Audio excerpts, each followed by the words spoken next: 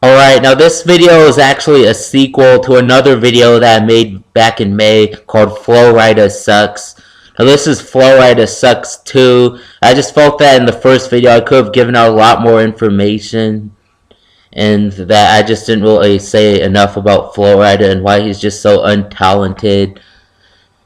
But yeah, this is a sequel to Flo Rida Sucks, and let's get things going. First of all, Flo Rida, he gets his name from a state. What he did was you put a space between Flo and Rida, and that's how he came up with his name Flo Rida. Yeah, he rides floors more like Dick Rida. But his first song that Flo Rida ever came out with was called Low. Yeah, the song had a catchy hook, but it wasn't even him who made the song famous. It was T-Pain who sang the hook, saying she had them apple bottom jeans and she hit the flow. But Flo Rida, his very first album, Mail on Sunday, those songs, I guess you could say, actually were considered hip hop, and they weren't as bad as his new songs. I mean, they weren't horrible. But then after his album Mail on Sunday, like every time he would come out with another album, his songs would become less and less hip hop-ish and more pop-ish. And more than half of Flo Rida's songs are sampled from like older songs, but what all he does is he takes them, he samples them, and just makes them worse. Let's see, the song Good Feeling, that song was actually sampled from a song called Levels, which that song was sampled from another song called Something's Got a Hold of Me. And 80% of the song Good Feeling by Flo Rida, like it wasn't even done by him. It was just, it took the hook from the old song, and then like he had a few verses. And you know what? That song was ranked as high as number 3 on the Billboard charts. You spin my head right round. That was sampled from a 1985 song called You Spin Me Round Like a Record by Dead or Alive. And that was like really when Flo Rida first, like his music started to become pop, like more other than hip hop. What else? Sugar. That song was sampled from the 90s song Blue by FL65, famous one-hit wonder band.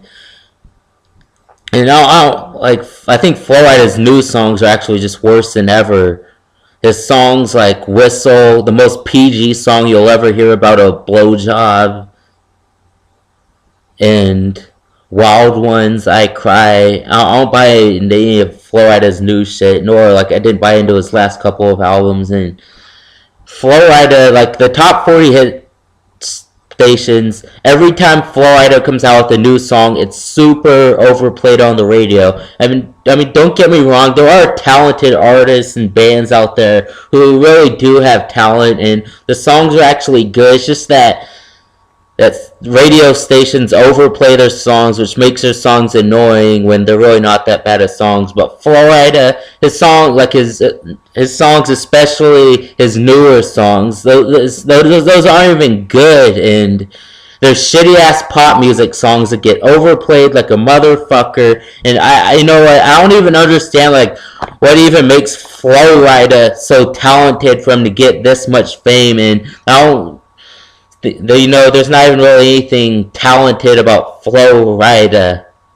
I mean, I've heard enough Flo Rida to know that his music's just shit, and he's not even talented. And the reason why he gets all this fame is because of his producers who promote him. You know, just about any musical artist could probably be just as famous as Flo Rida, unless you're like William Hung.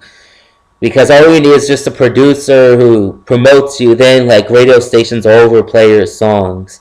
Flo Rida, he's just generic. He's a rapper turned pop music star, and yeah, I don't like Flo Rida, the rapper who names himself after his home state. Yep, that's all I gotta say, folks. Flo Rida Sucks Part 2. Cute as Cali. Adios.